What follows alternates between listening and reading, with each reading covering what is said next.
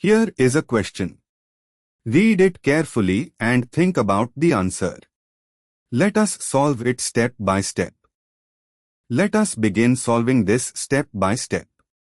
Identify the parent chain. The compound is a cyclohexane ring, so the parent name is cyclohexanol, since OH is the principal characteristic group. Moving on to the next step. Number the ring to give the principal characteristic group, or the lowest possible locant. Assign C1 to the carbon-bearing OH. Moving on to the next step.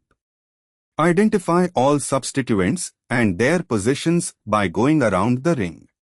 C1 OH, principal group, defines numbering. C2 Cl, adjacent to OH.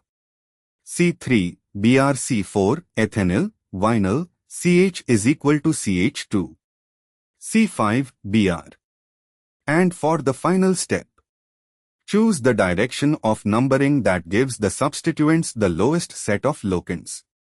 Numbering so that Cl is at C2, Br at C3, ethenyl at C4 and Br at C5 gives locants 1, 2, 3, 4, 5, which is consistent with the structure shown. Assemble the IUPAC name. List substituents alphabetically as prefixes. Bromo times 2 is equal to dibromo, chloro, ethenyl.